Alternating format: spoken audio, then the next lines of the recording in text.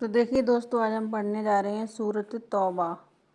قرآن کی سورۃ توبہ پہ آج پہنچ گئے ہیں۔ تو یہ ہے عربی میں، یہاں ہم کریں گے ہندی میں۔ تو آج ہم ہندی میں پوری قرآن کو مکمل کر رہے ہیں۔ تو آپ سنائیں گے۔ سورۃ توبہ مدنی ہے، اس میں 129 آیتیں اور 16 رکوع ہیں۔ اللہ کے نام سے شروع جو بہت مہربان نہایت رحم والا ہے۔ تو دوستوں، میں سورہ فاتحہ پڑھ لی تھی، اس کے بعد آپ کو بتائی ہوں، جیسے کہ میں بتاتی ہوں ہر وقت آپ کو سورہ فاتحہ پہلے پڑھنا ہے۔ تو سورہ فاتحہ جب بھی میں قرآن کھولی تھی تبھی پڑھ لیا تھا۔ بیزاری کا حکم سنانا ہے اللہ اور اس کے رسول کی طرف سے ان مشرکوں کو جس نے تمہارا معاہدہ تھا اور وہ قائم نہ رہے۔ تو 4 مہینے زمین پر چلو پھرو اور جان رکھو کہ تم اللہ کو تھکا نہیں سکتے، اور یہ کہ اللہ کافروں کو رسوا کرنے والا ہے۔ اور منادی پکار دینا ہے اللہ اور اس کے رسول کی طرف سے سب لوگوں میں بڑے حرج کا دن ہے کہ اللہ بیزار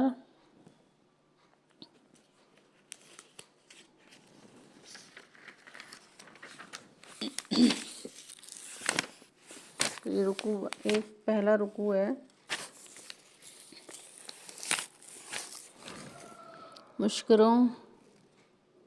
مشرکوں سے اور اس کا رسول، تو اگر تم توبہ کرو تو تمہارا بھلا، اور اگر تم منہ پھیر لو تو کیا ہوا، صحیح دکھ نہیں رہی، نیٹنس نہیں آ رہی۔ تو اب دیکھ رہے ہوں گے آپ کو۔ جان لو کہ تم اللہ کو تھکا سکو گے، اور کافروں کو خوشخبری سناؤ دردناک عذاب کی۔ مگر وہ مشرک جن کے تمہارا معاہدہ تھا کہ انہوں نے تمہارے عہد پر کچھ کمی نہ کی اور تمہارے مقابل کسی کو مدد نہ دی، تو ان کا عہد ٹھہری ہوئی مدت تک پورا کرو۔ بے شک اللہ پرہیزگاروں کو دوست رکھتا ہے۔ پھر جب حرمت والے مہینے نکل جائیں تو مشرک کو مارو، جہاں پاؤ وہاں انہیں پکڑو اور قید کرو، اور ہر جگہ ان کی طاق میں بیٹھو۔ پھر اگر وہ توبہ کریں اور نماز قائم رکھیں اور زکوٰۃ دیں تو ان کی راہ چھوڑ دو، بے شک اللہ بخشنے والا مہربان ہے۔ تو اللہ تعالیٰ یہ بولتے ہیں، جو لوگ نماز قرآن نہیں پڑھتے ہیں اور فساد ڈالتے ہیں، ایسے لوگوں کو آپ ڈانٹ سکتے ہیں، پھٹکار سکتے ہیں، پکڑ سکتے ہیں، یعنی اسلامک طریقے سے ان کو سمجھا سکتے ہیں، انہیں مار بھی سکتے ہیں کہ اللہ کی عبادت کرو، گمراہ نہ ہو، غلط راستے پہ نہ جاؤ۔ ان لوگوں کو مشرک بولا گیا ہے کہ جیسے مطلب عبادت نہیں کرتے ہیں، لڑائی جھگڑا کرتے ہیں اور غلط اسلام کے بارے میں بولتے ہیں، تو ایسے لوگوں کو اللہ پنشمنٹ کرنے کے لیے کہا ہے کہ پنشمنٹ کرو۔ تو یہ تو ہم لوگ بھی اپنے گھروں میں بھی کرتے ہیں، بچے نافرمان ہو جاتے ہیں، نہیں مانتے ہیں تو ان کو ڈانٹتے بھی ہیں نا۔ تو اس طرح سے اللہ اپنے بندوں کو بول رہا ہے کہ جو لوگ مشرک ہیں اور جو نافرمانی کرتے ہیں اور فساد ڈال رہے ہیں، انہیں ڈانٹ سکتے ہو، مار سکتے ہو، اور انہیں جب تک پیٹتے رہو جب تک انہیں توبہ نہ کر لیں کہ مجھ سے غلطی ہوگی، میں نماز بھی پڑھوں گا، میں زکوٰۃ بھی دوں گا، میں صحیح راستے چلوں گا۔ تو یہ اللہ تعالیٰ فرماتا ہے اپنے بندوں کے لیے۔ تم نے پھر اسے اس کی امن کی جگہ پہنچا دو، تو اس لیے کہ وہ نادان لوگ ہیں۔ بے شک اللہ بخشنے والا مہربان ہے۔ اور اے محبوب، اگر کوئی مشرک تم سے پناہ مانگے تو اسے پناہ دو کہ وہ اللہ کا کلام سنے، پھر اسے اس کی امن کی جگہ پہنچا دو، اس لیے کہ وہ نادان ہے۔ تو اللہ بولتا ہے اگر کوئی بندہ تمہارے یہاں آتا ہے اور وہ تم سے مدد چاہتا ہے تو اسے مدد دو، اور اس کے ساتھ اچھا ویوہار کرو، اور اپنے اللہ کی تعریف کرو، اللہ کے بارے میں، قرآن کے بارے میں بتاؤ، تو وہ اسے خوشی ہوئے، پھر وہ جہاں جانا چاہتا ہے اس کی مدد کرو، وہاں تک پہنچا دو۔ تو دیکھ لیجئے دوستو، اسلام میں کتنا اچھا ہے، بہت اچھا ہے، ہر طرح سے ایمان اور محبت، پیار بھرا انسانیت ہے، بہت اچھا ہے، بس صحیح یہ ہے کہ کوئی چلتا ہے، کسی کو صحیح نہیں پتہ رہتا، تو قرآن کو پلیز ہندی میں ترجمہ کے ساتھ پڑھیں۔ یہ عربی ہے، یہ بھی عربی ہے، اردو ہے، آپ کسی میں پڑھیں، لیکن ترجمہ یہی ہے اردو ہندی ترجمہ کے ساتھ ضرور قرآن پڑھیں، تبھی آپ کو سمجھ میں آئے گی آپ کی قرآن کا مطلب اور قرآن میں ایکچول ہے کیا۔ تو یہ ہے میرا سورہ توبہ کا رکوع نمبر 1۔ رکوع نمبر 2 ہے، اب ویڈیو بہت بڑی ہو جائے گی، نہیں تو میں آپ کو یہ بھی سنا دیتی ہوں۔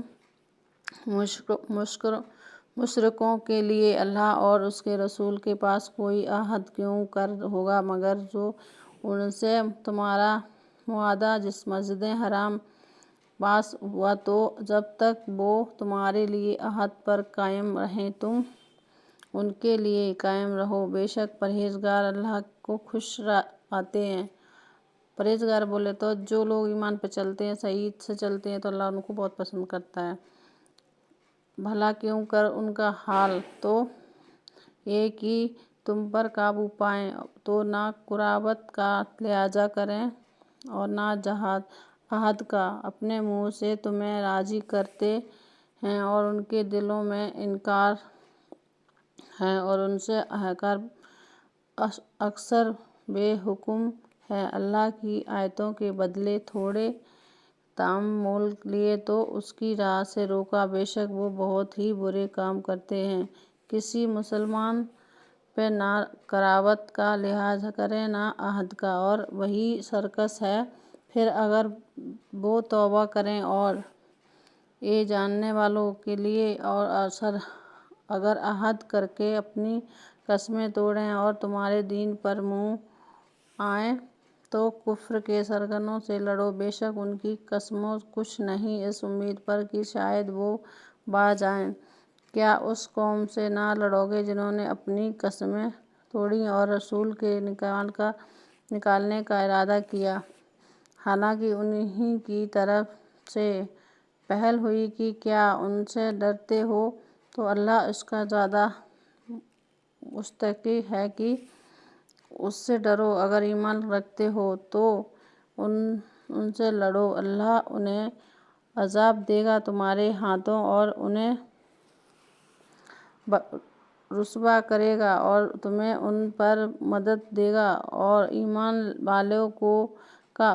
والوں کا جو ٹھنڈا کرے گا اور ان کے دلوں کو گھٹن دور فرمائے گا، اور اللہ جس کی چاہے توبہ قبول فرمائے گا، اور اللہ علم و حکمت والا ہے۔